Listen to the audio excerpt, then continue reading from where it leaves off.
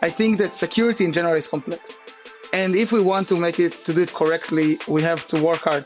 Certora is closely associated with formal verification in DeFi, as we said. What types of vulnerabilities do formal methods catch that traditional audits still regularly miss? Formal verification has a very big advantage of catching mathematical bugs or bugs that has a lot of edge cases that it's very hard for humans to reason about. When a human sees a piece of code, they always try to convince themselves that it's correct. Automatic tools don't really care about that. And the prover, like formification, helps that in a way that you check all of the different inputs, so you don't even need to think about them. Certora works across ecosystems like Ethereum, Solana, and Sui.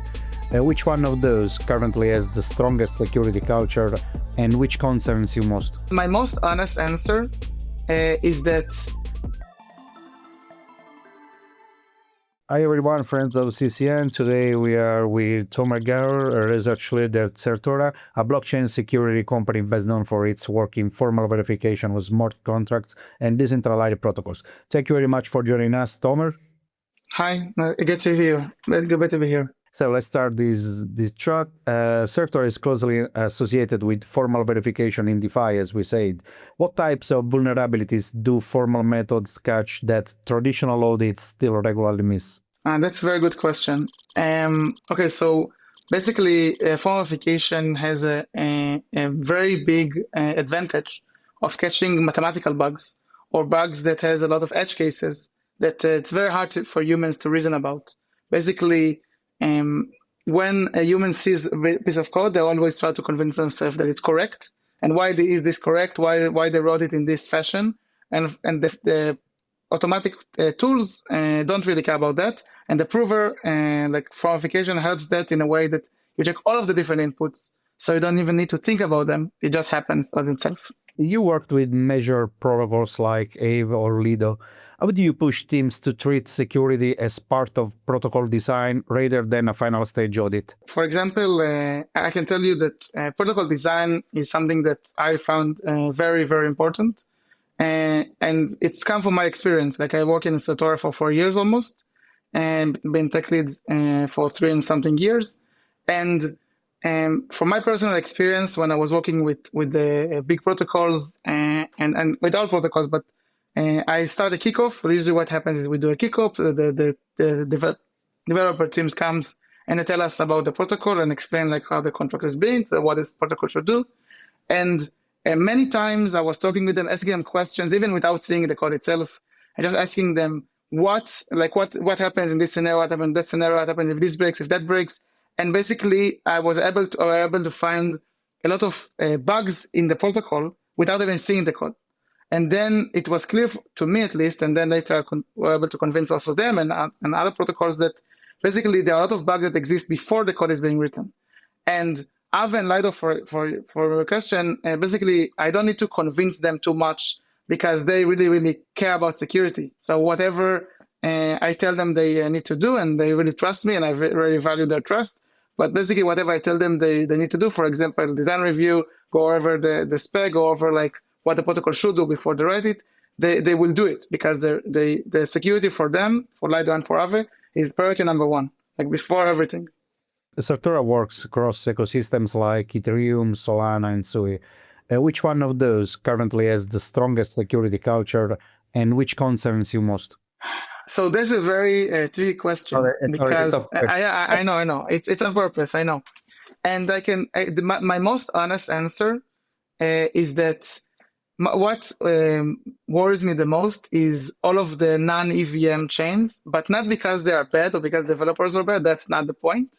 The point is just EVM is much more old, like as old as it could be basically in DeFi. It's not like that old like Web 2, but it's fairly old. There is a lot of experience for developers. We have seen so many attacks, so many different primitives, so many unique attack paths that we haven't seen yet, or seen some of them, but not as many in Sui and Solana and others. Solana is also quite less new, let's call it, unlike the others. But I'm still more worried about them because there are more security people in Ethereum on EVM, let's say Ethereum type blockchains. and it's much easier to get into Ethereum because of the size and because most of the money is in Ethereum.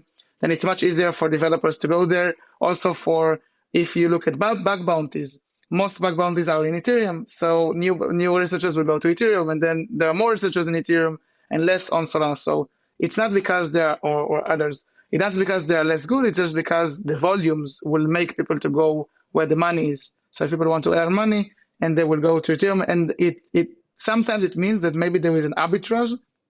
Maybe people are more worth going to the less populated places and then being the best there, and then they will, of course, be very good. And that's why I'm more scared about them, not because they're not good, again, because it's has less experience, and everyone has less experience there. Okay, very very clear. Yeah. And with restaking and cross-chain systems that are growing very rapidly, is composability the crypto's biggest security risk right now? So again, that's a very tricky question, of course. And I feel like composability is something which is very good, of course, and that's why I think DeFi has a lot of value inside of it. It's because of composability. If you remove the composability from a lot of protocols, most of the value will sit in one of them and not the other. We can, of course, risk taking is a good example, but also leveraging or lending with Aave and other lending protocols. You take something that is like well known is that you could take your ETH, take it in Lido, and then take it to Aave and loop it, being a looper. And then you basically take your ETH, and now you're profiting like double or triple, or depending on the margins of interest, maybe 10 times the interest that you will get from Lido, with the same, or not the same, but approximately the same risks. Not exactly the same, because you still have other factors. So composability is very important, but we need to do it correctly. So that's the problem. The problem is that a lot of different systems might give wrong trust assumptions, like might give too much permissions to either its actors or other protocols. And if we not always need to give this trust in the current protocols. For example, I see a lot of in Twitter, I see that people complain that they submit bugs, and then the protocol say, no, this is under the trust model. Yeah, that's correct. Maybe it's under trust model, but that it has to be under trust model. Like maybe sometimes we can avoid trusting this entity or this admin key that gives you permission to do whatever you want. Maybe you can limit the admin key that can steal all of the money from the protocol. Maybe you don't have to give them all of the permission. Maybe we can add a time lock to that. Like those kind of stuff, or some external protocol that can drain the money maybe from you because you give them some permission to mint token or do something. And then maybe you could limit them. Okay, so we have to give the trust. Okay, so maybe we can limit it. Maybe we could limit the operations or add time locks or add a bunch of other options. So it's not composability. Composability would make the trust problem to explode much more strongly. But it's not because it's a problem. It's because it's just showing you that there is a problem. And what would you say to the builders who complain about formal verification being too expensive or complex? I think that expensive is too okay. So first of all, too complex. I think that security in general is complex, and if we want to do it correctly, we have to work hard. Like I know that the last thing someone wants after they finish developing, like for 6 months or 3 months or some amount of time, and they want to launch, last thing they want is me or any other security guy come and tell them, okay, wait, you did this wrong, you need to fix the code, it will take you extra 2, 3, 4 weeks, and then you come back to me, and then I look at the code again and delay you even more. They don't want it. They want to launch already, and that's it. And I think that they need to understand that if they get hacked, it's worse than if they didn't launch. So they can delay the launch or wait a bit, and then of course it's better. And for the and I think that at least for us, for like verification, something that people misunderstood here. I think it's both expensive and it's very complex in a way that you need a PhD to do it, and that is not true. You don't need like a PhD to do verification, especially now with all of the new AI tools that exist, and we actually also are like building AI tools to help to verification in a much easier way, which is I think is very important. I think from day one for me in Certora, I said that we need to get everyone to understand that verification is a very strong tool, and it should be very easy to use. And I think that we reached this point at which it's very easy to use it, because you could basically give the AI whatever properties you want, and the AI could do most, if not all, of the work for you to create these properties with the CVL and with the prover. And I think it's very important to understand that the fact that you don't understand something doesn't mean it's hard, doesn't mean it's expensive. It just means you need to understand it and you need to get familiar with it, so next time it'll be easier for you and the team that you are with, like not specifically the one developer, but the whole team. Very clear. Thank you. How often do measured exploits come from flawed economic logic rather than traditional smart contract bugs? Okay, so I think that, like from my experience at least, most of the bugs come from flawed logic and not from economical reasons. But it doesn't mean that it's not a reason for bugs to happen. Like there are bugs that happens because of flawed economic reasoning or logic. And basically, I feel like whenever that happens, whenever the code was completely correct, and what happened at the end was that some user lost money, of course, it means that one of two things. Either the design of the protocol from a security perspective was wrong, because then you could exploit the correct code to get some value. And we talked about that already, which is very important to do at the start before you even read the code. And the other option that can happen is that the user might not understand the financial risk that they take. And that's very bad. Whenever that happens, it basically means that the user take a risk and is not fully aware of the edge cases or the black swan events that can happen. And it's okay for users to lose money. Like losing money is okay if you're using DeFi, you use finance, and you add a stake, do liquid staking, you might lose money if they will get slashed. If you do some lending, then price might change and you might get like liquidated and you lose money. Bad things can happen if you bet in some way and then you lose the bet, or that can happen, and that's okay. Like we shouldn't be afraid of even losing money because they are wrong in their bets. But I want people to understand what is the bet they are making and make sure that that's clear. And if that's clear and they lose, it's okay. And if it's not clear, then they might think someone stole money from them, even if it didn't really happen. Is there any crypto team or protocol that you think had exceptional engineering and security practices? Okay, so again, this is a very difficult question, but I can comfortably say that Lido and Aave are, of course, our biggest, and I have a lot of experience with them working with both teams, and they are care very, very deeply about security. And I worked with them for years. For example, for Aave, I worked with them on some on Lido and Aave v3, and then the last year, let's say, I worked with them on Aave v4, of the full design review, and helped them like to think about all of the different scenarios stuff can break. I made sure with them that it's always all of the different paths that can happen in the flows of the code will be either protected by some the DAO, let's say, the DAO entity, the governance entity that could configure parameters and do something, but that will not happen. That will be exploited. Or it trustless. It doesn't care what the user does. It protects them. Also for Lido, we can talk about Lido dual governance, or Lido v2, Lido v3, and now 3.1, which is like the newest version. They will launch some point in the future. And it's basically, they care so much about security that they're willing, if they need to, delay the launch to make sure everything is secure until they have the okay, that I give them the okay, that they know that it's correct, and then they will do whatever it takes to make it secure. And I really value them. Like I think Lido and Aave, for example, it's not the only ones, but it's easy for me to talk about them because I have a connection with them. I know them. I worked with them a lot. And it's so important for them, the security above everything else. And it's very, very fun for me to work with teams like that they really value. You talk with them and they say, of course, yeah, we're going to fix this. Like there are no way they're going to keep a bug in the code that is just a medium bug that's okay. No, it's not okay for them. Even a low, they will fix, no matter what. And do you think that artificial intelligence will improve security or just help the developers to ship vulnerable code faster? I think that for the start, like at the start, I think it will help developers ship vulnerable code faster. I think we've seen that already. I have seen sometimes it happens that you just see random code that someone launched and then it gets like rugged or someone steals money from them.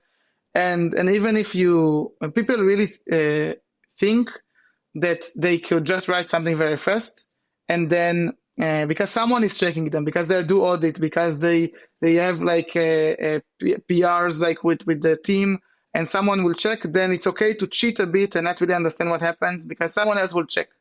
And I think that if you are an honest developer and you really do the work and develop it yourself, and usually if you make mistakes, you will be aware that something is wrong somewhere, like you feel it. I have experience like with developers, and when I talk with them and ask them what bothers you in the code, they always know where the mistakes are. Like sometimes when I do like design review with them, and with like I did with a lot of things with Lido, with others, but when I ask them what bothers you the most in the design or later in the code, they know what is wrong. Like, or at least with a couple of my questions, like they don't know, but like I can get it out from them, like we're just talking with them, and you don't even need to look at the code to get it, because when a person does it, they know, they feel it in their heart that something is off, and if you're and if you do it with AI, we just don't have this knowledge, like this feeling from them. So at the start, I think it will cause it to have more bugs, but later, hopefully, we create enough AI tools and AI and best practices to reduce the amount of bugs and to help learn from examples of how to not write code with bugs and hopefully reduce them. But I think for the start, we're going to see increase in the amount of bugs because of this. And do you see that continuous verification is becoming the norm? I mean, security is treated as an ongoing process instead of one-off audits. Yes. So, of course, we'll need to have a continuous security. Like this, I think it's clear for me that it's a must, and whoever will not adopt this, they will get hacked. Not because the auditors didn't do a good job or something, or not because the team didn't do a good job. Like we've seen lately that a lot of protocols, very old protocols that were audited in the past, and they had a lot of battle tested protocols, right? I heard the beta tested like the past year a bunch of times that no, this is a beta tested protocol, they should not get hacked, and then it get hacked because the black hats has more time, they have more resources, the audit is time limited at the end of the day. Even if you're convinced, like even if you need more time and you tell the protocol and they give you, like I really value protocols that when and I need more time and I tell them I need more time, I have these concerns, they say okay, no problem, you can have this extra time. At the end of the day, it's still time limited. So you have this X amount of time, and attackers has more time. They have better tools because they're in the future, right? Like the attackers are in the future. They have better tools. They know better ways to attack the protocols, and everyone improves. Like even me, I'm better than what I was like a year ago, 2 years ago, right? That's very good for me. So probably now I'll find more bugs that I found 2 years ago. Hopefully, like if I find the same amount, it means that I don't improve, and that's not very good for me. And the same goes like for the protocol. The code is the same, so why everyone is better? So probably there are more bugs that will be found, even if the bugs are minor. Maybe if you combine them with other behaviors that didn't exist before in the blockchain, because of I don't know some mechanism that you could profit, or some integration or composability with other tokens that might now have different behaviors of what you assumed. All of these things together force us to have this continuous security approach, because we need to continuously check it, and I believe that protocols that will not do it just get hacked. Do you think that the industry is underestimating governance and risk compared to pure smart contract vulnerabilities? So I think that I have like two different answers, which is basically one answer, which is basically if the design of the governance is correct and it's secure, it should not matter. It should matter, for example, if you have the proper time locks or the proper configuration or the limits or the quorum needed or like voting time, a bunch of different parameters that can be set, then you should not be able to attack a protocol fast, let's call it. Like, and if you attack someone very slowly, they should be able to notice and then hopefully avoid it. That being said, for example, Lido and Lido dual governance tries to deal with this problem because Lido, unlike other protocols, or unlike protocol which is not liquid staking, or risk taking, specifically liquid staking, they cannot guarantee for the user to withdraw immediately. So they cannot, they cannot give you the immediate withdrawal, and it will take a couple of days in the short while, or maybe weeks or longer, depending on the state of the blockchain. And I really like of course, I'm speaking for experience. I worked with Lido on this, and I had been apart from the design, but I really like the dual governance system, because it just shows you that even though you have this problem of just if you have time lock, which is very good, you have security committees, you have emergency council, you have a bunch of different things. But at the end of the day, if users cannot withdraw their funds fast enough, then all of these things are either you have all of the permissions in this multi-sig that at the end of the day could just veto everything, for example. And that, of course, is not really decentralized. I really believe that things should be decentralized, from the ideology perspective.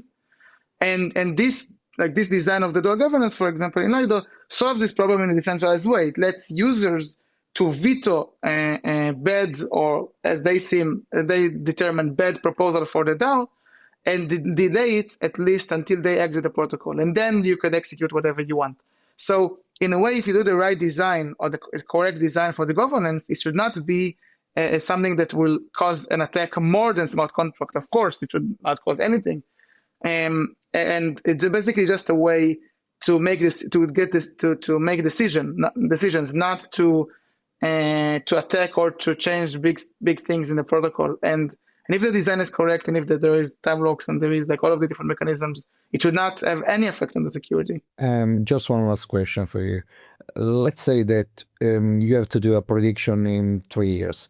What changes crypto security the most? Tooling, developer culture, regulation, or even the sophistication of attacker? So I think that the thing that will affect security the most, the DeFi security, I think is regulation. And the answer is because it will change the attack surface in couple of different ways. It could lead to one thing. Let's say regulation is very loose, then everyone can have whatever they want on their phone, for example, and you could trade. And you can do a bunch of stuff, and you can do whatever you want, like Wild West. Then I think security will suffer, because then everyone that launched, as we talked before, with AI, something very fast, has no liability, just do stuff very fast, earn a bunch of money for people, and then no, everyone get hacked, but the owner, of course, has the money either because he rugged them or because he just got all of the fees, and whatever happens, he doesn't care and have no liability. That's if we are too loose. And if you are too strict, then basically we'll become like the banks, right? Because you have a time lock, you can withdraw only in business hours when the stock exchange is open or whatever, and you can only and you need to submit your government issued ID, and you need to go, and you cannot interact with this bank because you're not a citizen of. Imagine you just take banks, put them on chain, everything else is the same. That will be very stupid, but security will be better, of course, because you cannot basically do anything, so you cannot steal money as well. So of course that's not good. From a ideology perspective, it makes security better because nothing happens, including the attacks. So we need to find somewhere in between, right? We should not be in a way that we don't do anything, and we should not be able to do everything. But I believe that if the regulation is done correctly, and hopefully, I don't know what is the correct regulation, of course. I'm not a politician, I'm not working with that, but I believe that there is a middle path of us, of the industry, getting crypto into the hands of a lot of people and to the common person.